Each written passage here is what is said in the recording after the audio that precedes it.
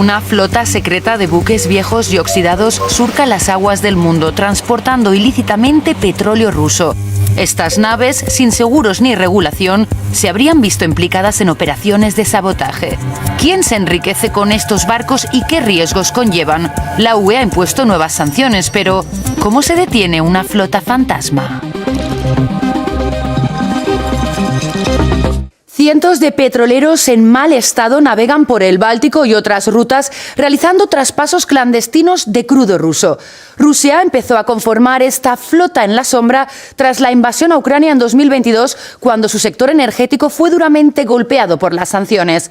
Desde entonces, el número de barcos se ha multiplicado y sus operaciones se han vuelto cada vez más osadas. Esta semana, Bruselas ha anunciado nuevas sanciones para frenar esta importante fuente de financiación de la guerra de Putin. Esto se suma al acuerdo de 2022 entre la UE, el G7 y Australia contra el hidrocarburo ruso para prohibir su importación a esos países, así como fijar un tope de $60 por barril transportado por mar a terceros. Para sobrevivir, Moscú se ha visto obligado a buscar nuevos mercados y otras formas de movilizar su petróleo. Hablamos con Nathaniel Poitras, periodista de investigación de la plataforma Follow the Money, quien ha seguido muy de cerca el rastro de esta flota fantasma. Since the war started in Ukraine, Russia had to use other methods in order to continue its oil exports after the European Union and allies put sanctions on their oil exports. And so they turned to methods used by Iran and used by Venezuela in the past, which was to take old vessels destined for the scrap heap and repurpose them as their own fleet of oil transporting ships. La investigación de Follow the Money descubrió que tras la imposición de topes al crudo ruso, los precios de esos petroleros de segunda mano comenzaron a subir como la espuma y el volumen de sus ventas se duplicó. Se estima que Rusia logró hacerse con centenares de ellos, pero ¿cómo operan sin ser detectados? Se estima que esta flota está compuesta por más de 600 petroleros que apagan sus transmisiones para burlar el seguimiento satelital. Es difícil identificarlos visualmente, ya que estos barcos utilizan banderas de conveniencia de países con regulaciones laxas como Panamá, Liberia o Sierra Leona.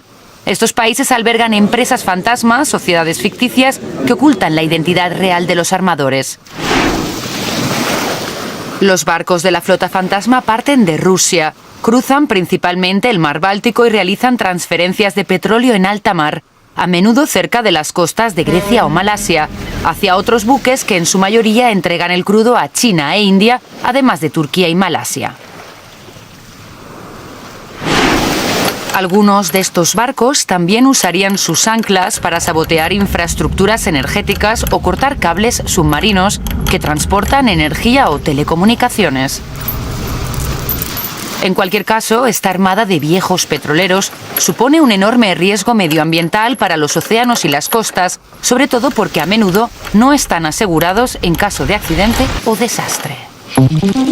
Cuando la demanda de estos barcos se disparó, en la mencionada investigación se asegura que todo aquel que en Europa tenía un petrolero destinado al desguace terminó vendiéndolo.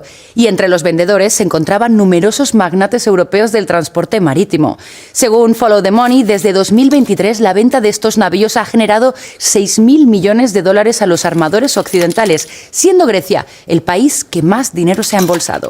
Este país, de hecho, bloqueó, según la investigación, una propuesta de Bruselas para obligar a los armadores a informar sobre la venta de sus barcos a terceros y de prohibirles transportar petróleo ruso.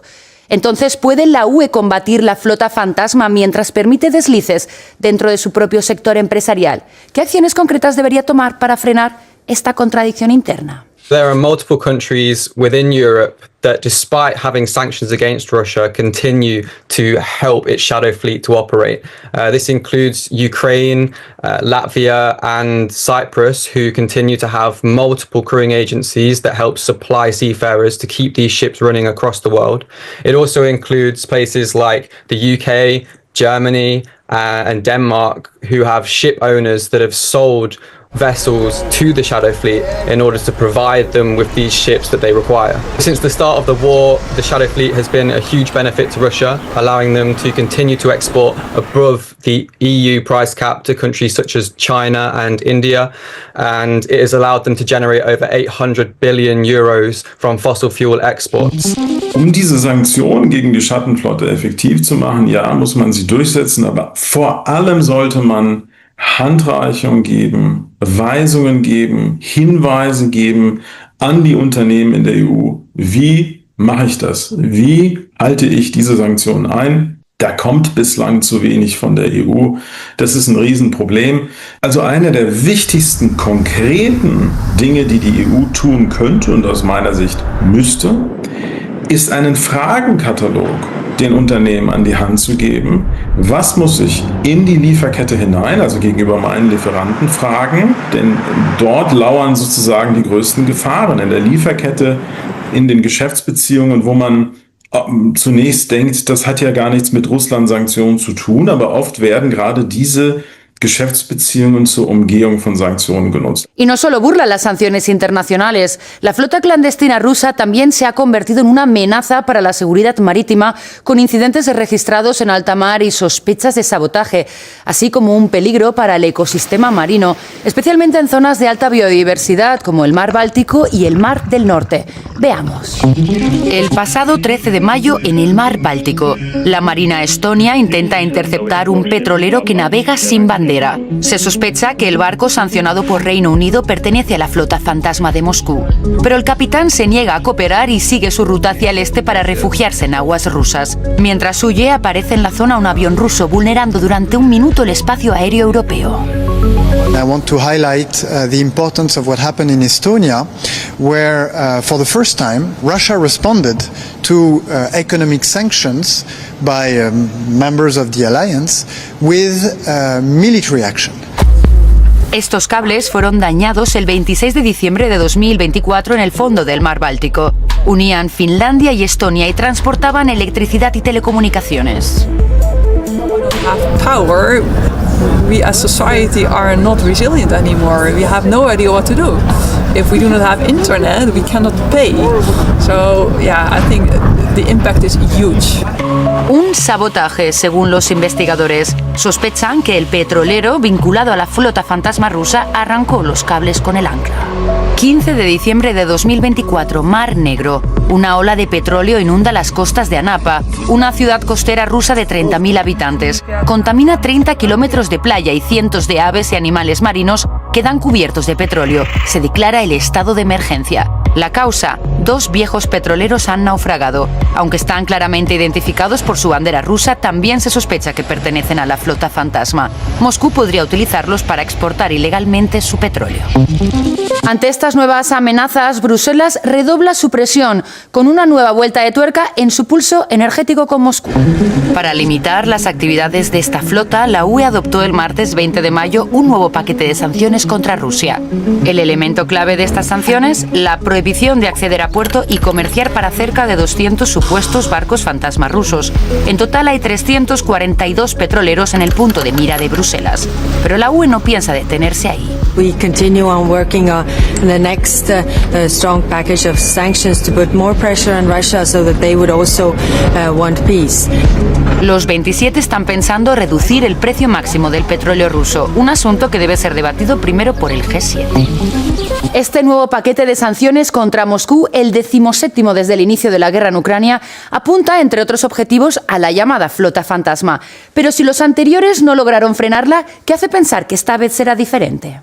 Ich würde sagen, mit dem neuen Paket wird die Schattenflotte zum ersten Mal so angegangen, wie sie angegangen hätte werden sollen von Anfang an. Die Frage bleibt, warum wurden die anderen Bestandteile dieser Schattenflotte bisher nicht erfasst? Insofern würde ich nicht sagen, es handelt sich um eine Verschärfung, sondern eher zum ersten Mal um ernstzunehmende Sanktionen in diesem Bereich.